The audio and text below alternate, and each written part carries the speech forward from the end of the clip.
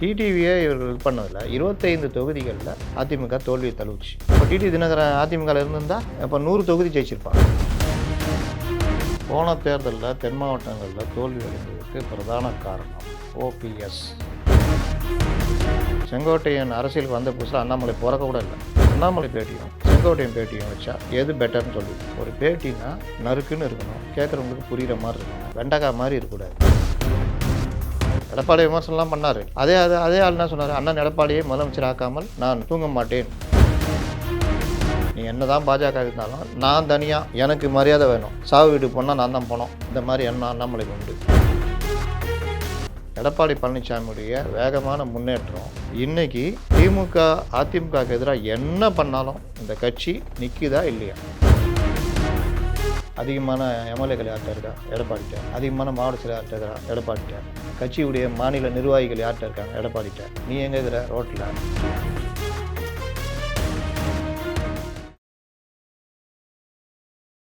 Cloud7 voice நேயர்களுக்கு வணக்கம்.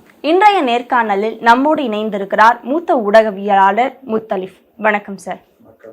சரி, அதிமுகல இருந்து செங்கோட்டையன் நீக்கப்பட்டுட்டாரு. இப்ப அதிமுகல எடப்பாடி பழனிசாமி மட்டும் தன்னிச்சையா ஒரு முடிவெடுக்கிறாரு. அதுல அதிகமா பேசப்பட்ட முகங்கள், தெரிஞ்ச முகங்கள் ஒருத்தரா வெளியே போனா தென் மாவட்டங்கள்ல எடப்பாடி பழனிசாமிக்கு ஒரு பலவீனம் ஏற்படுது அப்படின்னு சொல்றாங்கல்ல சார். போன தேர்தலில் கூட தென் மாவட்டங்கள்ல தோல்வி தான் அடைஞ்சாங்க. அதுக்கான காரணம் என்ன சார்?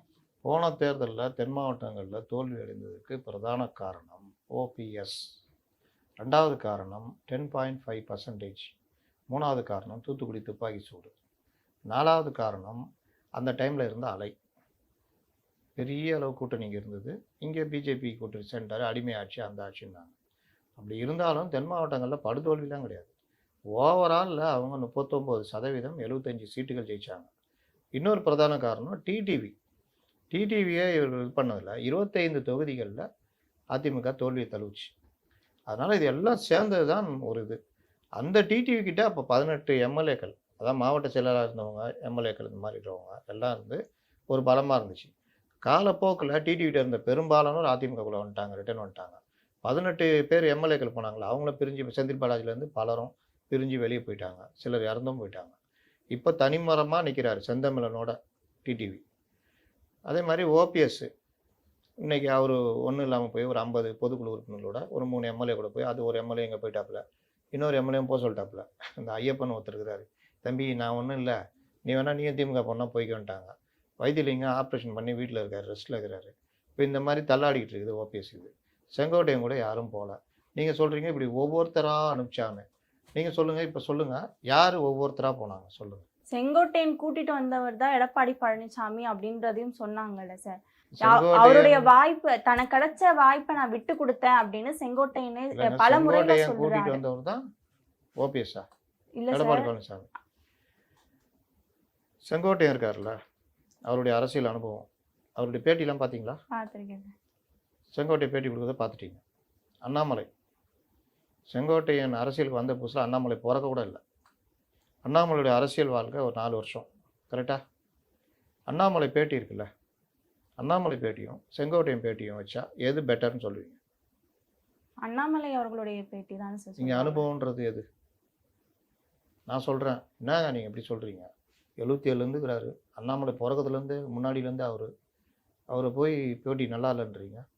அப்படின்னா ஏங்க, ஒரு பேட்டினா நறுக்குன்னு இருக்கணும், கேட்குறவங்களுக்கு புரிகிற மாதிரி இருக்கணும், அதில் சப்ஜெக்ட் இருக்கணும், வெண்டைக்காய் மாதிரி இருக்கக்கூடாது. சொல்லுவீங்களா சொல்ல மாட்டிங்களா? 77 வர்றீங்க. இவருக்கு முன்னாடியே இருந்தவர் முத்துசாமி. யார் இவர்? செங்கோட்டையன் நகர செயலாளர் இருக்கும்போது முத்துசாமி அமைச்சர், 77 அமைச்சர்.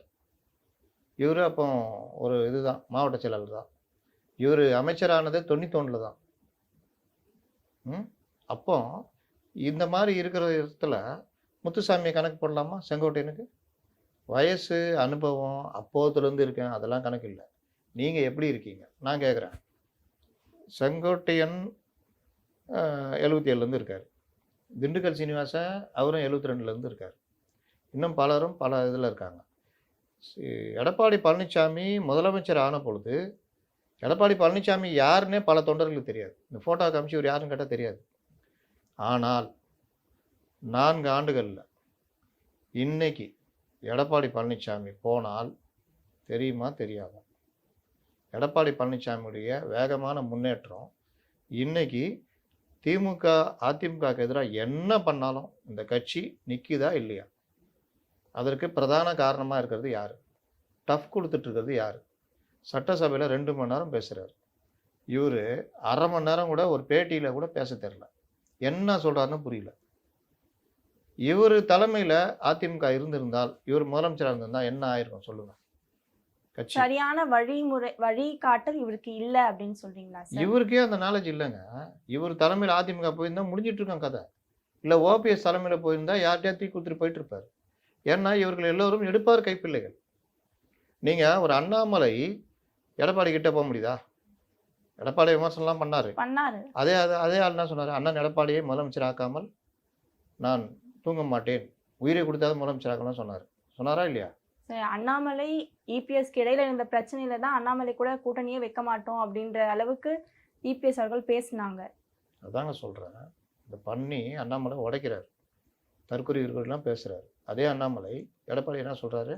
அண்ணன் எடப்பாடியை முதலமைச்சர் ஆக்காமல் இப்ப அவங்க தலைமை சொல்றத கேட்டு நான் நடந்துக்கிறேன் அப்படின்றத அண்ணாமலை சொல்லியிருக்காரு. இப்போ எடப்பாடி அண்ணாமலையை கூட்டணி மறுபடியும் திமுக இது அதிமுக பாஜக கூட்டணி வரும்போது எடப்பாடியுடைய முதல் கண்டிஷன் அண்ணாமலை தூக்கணும். கரெக்டா? தூக்குனாங்களா? அந்த இடத்துல எடப்பாடியுடைய கட்ஸு. ஓபிஎஸ் இந்த பிரச்சனையில் அண்ணாமலை கையில் எடுக்கிறாரு. ஓபிஎஸ்ஸை வச்சு ஆப்ரேட் பண்ணுகிறாரு. இது ஈரோடு கிழக்கு இடைத்தேர்தலேருந்து பல விஷயங்கள்ல. அப்போ அண்ணாமலைன்ற ஒரு 4 வருஷ தலைவர் உடைய எடுப்பார் கைப்பிள்ளையா 30 ஆண்டு கட்சி தலைவரான ஓபிஎஸ் இயங்குறார். இதை விட கொடுமை, இப்போ செங்கோட்டையன் அண்ணாமலைன்ற ஒருத்தருடைய அண்ணாமலை தான் அரசியல் வருமா பிறக்காத அண்ணாமலையுடைய அனுபவத்தில் செங்கோட்டையன் இயங்குறார். அவர் சொல்கிறபடி கேட்குறாரு. ஆனால் எடப்பாடி அண்ணாமலை கிட்ட போக முடியுதா? உங்களை வெளியில் நிற்க வச்சிட்டாப்புல. இவர் என்னென்னவோ பண்ணி பார்த்தாரு. சந்தோஷம் வச்சு பேசினார், யாரோ வச்சு பேசினார். வாய்ப்பே இல்லை. அவர் இருந்தால் கூட்டணி கிடையாது. அதே மாதிரி டிடிவி ஓபிஎஸ் எங்கள் பிரச்சனை நாங்கள் பார்த்துக்குறோம். ரைட், 2 கண்டிஷனும் ஒத்துட்டு வந்து அமித்ஷா இங்கே சொல்லிட்டு போனார். உண்டா இல்லையா? இது கட்ஸா இல்லையா? இதுக்கு பின்னாடி அவருக்கு தனி ஆதாயம் இருக்கா சார்? யாருக்கு? இபிஎஸ் அவர்களுக்கு பின்னாடி அவங்க குடும்ப விவகாரம் தொடர்பாக தான் கூட்டணி பேச்சே எடுத்தாங்க அப்படின்ற ஒரு பேச்சும் வைக்கப்பட்டது. ஏங்க அது ரொம்ப குழந்தைத்தனமான வாதங்க. நீங்கள் நல்லா பாருங்கள். 2 பேரும் ஒன்றா இருக்கிறாங்க. அண்ணாமலையை வச்சு உடைக்கிறாங்க இந்த கட்சியை, இந்த கூட்டணியை உடைக்கிறாங்க. அண்ணாமலை கண்டபடி ஜெயலலிதாவை பேசுகிறாரு, அண்ணாவை பேசுகிறாரு, எல்லா ஏடிஎம்கே கட்சியே பேசுகிறாரு. இது ஒரு கூட்டணியில் இருக்கிறவங்க செய்யக்கூடிய செயலே கிடையாது. ஏன்னா அண்ணாமலைக்கு அனுபவம் கிடையாது. அண்ணாமலைக்கு இன்னொரு விஷயம், அண்ணாமலைகிட்ட ஒரு மைனஸ் என்னென்னா, நீ என்ன தான் பாஜக இருந்தாலும் நான் தனியாக எனக்கு மரியாதை வேணும். சாவு வீட்டுக்கு போனால் நான் தான் போனோம், கல்யாண வீட்டுக்கு போனால் நான் தான் மாப்பிள்ளை.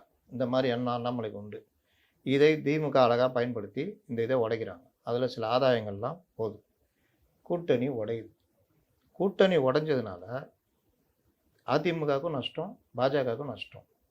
2024 தேர்தலில் நீங்கள் அந்த தேர்தலுடைய வாக்கு எண்ணிக்கைகளை கூட்டி பார்த்தீங்கன்னா 13 தொகுதி ஆல்ரெடி ஜெயிச்சிட்டாங்க. இது பிரிஞ்சு இருந்ததுனால 0 2 பேரும் ஆதாயம் திமுகவுக்கு. இதை ஏற்படுத்தி கொடுத்தது யார்? அண்ணாமலை.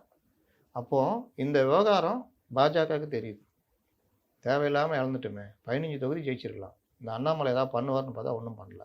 அந்த கோபம் அவங்களுக்கு.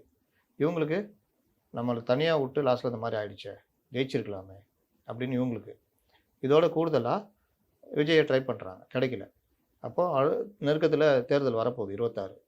அப்போ நம்ம பழைய கூட்டாளியோட சேர்ந்தால் தான் நம்ம ஜெயிக்க முடியும்னு முடிவு எடுக்கிறாங்க. இதில் இவர் சொல்கிறார்ல குடும்ப அரசியலோ ஏதோ சேர்த்துட்டாங்கன்னு.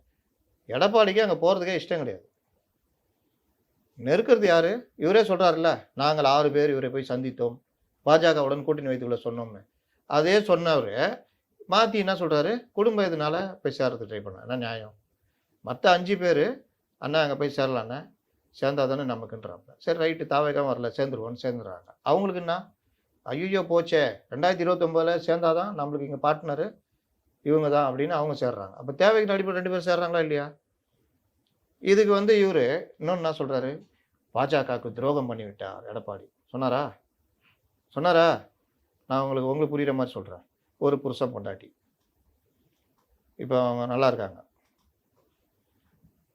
ஒருத்தர் பக்கத்து வீட்டுக்கார், அதாவது புருஷனுக்கு ஃப்ரெண்டு. அவர் சொல்கிறாரு, அவன் பொண்டாட்டிக்கு துரோகம் பண்ணிட்டான் அப்படின்றாரு. என்னங்க துரோகம் பண்ணான்? பொண்டாட்டியே விட்டாங்க, கை விட்டாங்க, பிரிஞ்சு போயிட்டாங்க. இல்லையங்க, இப்போ சேர்ந்துருக்காங்க, 2 பேரும் ஒன்றா சம்பாதிக்கிறாங்க, லோன் போட்டு வீடுலாம் வாங்கிக்கிறாங்க. 2 வருஷத்துக்கு முன்னாடி பிரிஞ்சுட்டாங்க தெரியுமா? துரோகம் பண்ணிட்டான். 2 வருஷத்துக்கு முன்னாடி பிரிஞ்சுட்டான், ரைட்டு. இப்போ 2 பேரும் ஒன்றா தானே இருக்கிறாங்க. சரி, 2 வருஷம் முன்னாடி பிரிஞ்சாங்களே, அப்போ நீ என்ன பண்ண? நான் என் ஃப்ரெண்டுக்கு ஆதரவாக பிரித்து விட்டேனே அப்படின்னு. கரெக்டா? இப்போ அப்படியே கொண்டு வந்து பொறுத்துங்க. இங்கே புருஷன் தான் ஏடிஎம்கே, கூட வந்து பிரித்து விட்ட நண்பர் தான் செங்கோட்டையன். பிரிஞ்சு போன பொண்டாட்டி துரோகம் பண்ணதெல்லாம் பிஜேபின்னு வச்சுக்கிங்க. பொண்டாட்டி பிஜேபி. இப்போது புருஷனை முன்னாடி சேர்ந்துட்டாங்களா? முன்னிலும் ஸ்ட்ராங்காக இந்த கூட்டணி போய்கிட்டு இருக்கா? இப்போ என்ன செங்கோட்டையனுக்கு கேடு வந்தது? இப்போ ஏன் அந்த கதையை பேசுறீங்க? அவர் தான் பேட்டி கொடுக்குறாரு, திமுகல மட்டுமா குடும்ப அரசியல் இருக்கு, அதிமுகலையும் குடும்ப அரசியல் இருக்கு அப்படின்ட்டு. அவரு இப்போ எங்க இருக்கு குடும்ப அரசியல்? அவர் சொல்றாரு சார். சொல்றாரு. இப்போ நான் கேட்குறேன், டிடிவி கிட்ட தானே இவர் போய் சேர்றாரு. டிடிவி எப்படி அதிமுகக்குள்ளே வந்தார்? கிளைக்கழகத்துலேருந்து அப்படியே வேலை செஞ்சு வந்தாரா? சசிகலா சொந்தவங்களுக்குலாம் தெரியாது, நீங்களாம் சின்ன பசங்க. டிடிவியை 98 நினைக்கிறேன், அவரை பெரியகுளம் தொகுதி, இப்போ தேனி தொகுதி, அப்போ பெரியகுளம், அதில் எம்பி ஆக்குறாங்க. நேரடியாக கொண்டு வந்து நேரடியாக பொருளாளர் ஆக்குறாங்க அதிமுகவுக்கு. எந்த அடிப்படையில்? சசிகலாவுடைய தங்கச்சி பையன்றதுக்காக. இதுக்கு பேர் என்ன? எல்லா கட்சிகளையும் நீங்கள் வந்து இது பண்ணாதீங்க. நான் உங்களை வந்து கொஷின் பண்ணல, நீங்கள் சமாளிக்காதீங்க. நான் கேட்குறது, அவர் சொன்னார்ல, செங்கோட்டையை சொன்னார்லங்க, இப்போ அவர் அந்த டிடிவி தானே போகிறாரு, அந்த டிடிவி யாருன்னு கேட்குறேன். இவர் சொல்கிற அந்த இது அவருக்கும் பொருந்தோம்ல. நீங்கள் ஏன் உங்களை டிஃபெண்ட் பண்ணிக்கிறீங்க? சார் நான் சார்னு, அது இல்லை.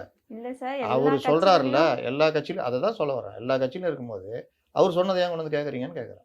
இப்போ அது அதிகமாக பேசுகிறாரு. அதுதாங்க அவர் புலம்பல்ல பல வகை. எந்த கட்சியில் இல்லை. இவர் போகிற டிடிவியே வாரிசு தானே. இவர் இன்னும் அரசியல்லேருந்து அப்படியே கிளைச்சல இருந்தால் வந்தார். சரி, அதை விட்டுருங்க. ஜெயலலிதா வந்தவொன்னா 2011 எல்லாரையும் அமுச்சு விட்டாங்க, ஓடுன்ட்டு எல்லாத்தையும் தொத்தி விட்டாங்க. மறுபடியும் சசிகலாவை மட்டும் கூப்பிட்டு சேர்த்துக்கிட்டாங்க. டிடிவிலாம் வந்தனா அவ்வளோதான்ட்டாங்க, வரவே கூட, தமிழ்நாட்டுக்குள்ளே வரக்கூடாதுன்ட்டாங்க. ஜெயலலிதா உயிரோடு இருக்கும் வரை பாண்டிச்சேரியில் தான் இருந்தார்.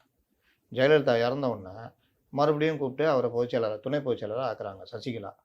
எந்த அடிப்படையில் சொல்லுங்கள்? நீங்கள் சொன்ன மாதிரி தங்கச்சி மகன்ற அடிப்படையில். வேற என்ன? கட்சி மாவட்ட செயலாளரா, இல்லை கட்சிக்கு உழைச்சாரா? தெரியுதா? ஓபிஎஸ் பையன் கட்சியில் இருக்குது. அதனால தான் சொல்கிறேன், செங்கோட்டையனுடைய இந்த பேச்செல்லாம் கேள்வியே கிடையாதுன்றேன். இது ஒரு கேள்வியே கிடையாது. வேற மொத்தமாக சொல்லணும்னா, இப்போ செங்கோட்டையன் வெளியே போனது அதிமுகவுக்கு எந்த பாதிப்பும் இல்லை. என்ன பாதிப்பு இருக்குது? ஏதாவது இருந்துச்சுன்னா தேர்தலில் தெரிய போகுது. ஏதாவது இருந்தால் தேர்தலில் தெரியும்ல. இப்போ டிடிவியே சேர்க்க மாட்டேன்னாரு. அப்போவே நாங்களாம் நினச்சோம் டிடிவி இருந்தால் கொஞ்சம் ஓரளவுக்கு வாழ்க்கை இதாகணும். அமித்ஷாவும் சொன்னார், ஐபி ரிப்போர்ட் போட்டிருக்காங்க, ஓரளவு சேர்த்துக்கிட்டா இதாகணும். இல்லைங்க, முடியவே முடியாதுன்ட்டார். அதுவும் கட்ஸு தானே. அமித்ஷா சொல்லி எடப்பாடி கேட்கல, கட்ஸு தானே, முடியாதுன்ட்டார். லாஸ்ட்டில் 25 தொகுதி குறைந்த வாக்கு வித்தியாசத்தில் அதிமுக தோற்றுது. அந்த தொகுதியிலெல்லாம் பிரித்த வாக்குகள் டிடிவி தினகரன். அப்போ டிடிவி தினகரன் அதிமுகவில் இருந்திருந்தால் இப்போ 100 தொகுதி ஜெயிச்சிருப்பாங்க. திமுகவுக்கு நெருக்கடியாக இருக்கும். காலம் பதில் சொல்லிச்சா? அந்த மாதிரி இவர் டிடிவி தினகரனுக்காவது எல்லா இடத்துலையும் வேட்பாளர் இருந்தாங்க, நிறுத்தினாங்க. இவர் தொகுதி தாண்டிய வேட்பாளர் கிடையாது. இவர் ஒரு தொகுதியில் நிற்கலாம், சத்யபாமா ஒரு தொகுதியில் நிற்கலாம், அவ்வளோதான். வேணும்னா திமுக கூட போய் சேருவார். இவர் பண்ணுறது எல்லாம் அந்த வேலை தான். அதனால் அந்த வெளியே போயிட்டு புலம்புறதுலாங்குது இல்லை. ரெண்டாவது இந்த பத்திரிகைகள் இருக்குது பாருங்கள், நீங்களாம் அதானே பார்ப்பீங்க, கார்டு பத்திரிகையில், அதில் செய்தி லெட்ரு எழுதி விட்டார். உடனே லெட்டரை வாங்கி தேர்தல் ஆணையம், ஐயோ செங்கோட்டைன்னு எழுதிட்டாரா, ஐயோ என்னங்க எழுதிக்கிறீங்க, ரெட்டையிலே நீக்குங்க. ஐயோ சார், இப்போ நான் பார்க்குறேன் சார், ரெட்டையில் ஒரு இலையை உங்களுக்கு குத்துறேன் சார். நான் பண்ணோம். தேர்தல் நடைமுறை, கட்சி நடைமுறைலாம் வேறு. பொதுக்குழு கூடிச்சா? ஆமாம். பொதுக்குழு யார் தேர்ந்தெடுக்கப்பட்டா? அவர் தான், ரைட்டு. அதிகமான பொதுக்குழு யார்கிட்ட இருக்கா? எடப்பாடிட்ட. அதிகமான எம்எல்ஏக்கள் யார்கிட்ட இருக்கா? எடப்பாடிட்ட. அதிகமான மாவட்ட செயலர் யார்கிட்ட இருக்கிறா? எடப்பாடிட்ட. கட்சியுடைய மாநில நிர்வாகிகள் யார்கிட்ட இருக்காங்க? எடப்பாடிட்ட. நீ எங்கே இருக்கிற? ரோட்டில். எதுக்கு லெட்டர் எழுதுன? சும்மா தான் எழுதுன, கிளம்பு, அவ்வளோதான். ரொம்ப சிம்பிளானு சொல்கிறேன். ஐயா ராமதாஸ் தெய்வம், குலதெய்வம், சின்னையா எதிர்காலம். இன்னைக்கு பொதுக்குழு உறுப்பினர்கள், மாவட்ட தலைவர்கள் எல்லாம் அங்கே இருக்காங்களா? எம்எல்ஏல 3 பேர் அங்கே இருக்காங்க. கட்சி யார் கையில் போகுது? அன்புமணி கிட்ட. இதாங்க நடைமுறை. ஐயா எங்கள் அப்பா ஆரம்பித்த கட்சி ஐயா அப்படின்னு போனார் இவர் உத்தவ் தாக்கரே. வில்லு சின்னம் கட்சி சின்னம். எங்கள் அப்பா பாபா பால் தாக்கரே அவர் ஆரம்பித்த கட்சி, நான் முதலமைச்சராக இருந்த கட்சி. எப்படி ஸ்டாலின் சொல்கிற மாதிரி இந்த கட்சி இதை போய் இந்த சிண்டை பிடிங்கி போயிட்டார் ஐயா, இது எப்படியா நியாயம்? இங்கே வா, ஒன்ட்ட எவ்வளோ இருக்கிறாங்க? 40 எம்எல்ஏ ஐயா, ஒன்ட்ட 60, ஒன்ட்ட எத்தனை எம்பி? இத்தனை, ஒன்ட்ட அதோட அதிகம். மாவட்ட செயலாளர் என்கிட்ட 15, ஒன்ட்ட 25. இப்போ சொல்லு, கட்சி யாருது? சிண்டை தான் போச்சு. காத்திருந்தோம் பொண்டாட்டி நேற்று வந்தவங்க கொண்டு போனான்னு ஒரு பழமொழி சொல்லுவாங்க. அந்த மாதிரி இவங்களே உருவாக்குன சிண்டை கட்சியே கொண்டு போயிட்டாரு. நீ பால் தாக்கற வேற கட்சி வச்சுன்னுக்கிறாரு. புரியுதா? இது நடைமுறை, தேர்தல் நடைமுறை. இங்கே இருக்கிறவங்க இந்த மூத்த பத்திரிகையாளர் அந்த பத்திரிகை இந்த பத்திரிகை அவங்க நரேட்டிவ் வச்சுக்கின்னு நேற்று கூட பார்க்குறாங்க. செங்கோட்டையன் வைத்த ஆப்பு எடப்பாடி அவ்வளவுதான் சொல்லிக்கின்னு அப்படியே போயினே இருக்க வேண்டியதான். இந்த மாதிரி விஷயங்களில் கொஞ்சம் நம்மளுடைய சென்ஸை யூஸ் பண்ணணும். எப்படி நடந்திருக்குது, தேர்தல் நடைமுறை என்ன, அது என்ன, இதெல்லாம் பார்த்தோன்னா நமக்கு கொஞ்சம் புரியும். சமகால அரசியல் நிகழ்வுகளை பற்றி பகிர்ந்து கொண்டதுக்கு நன்றி சார்.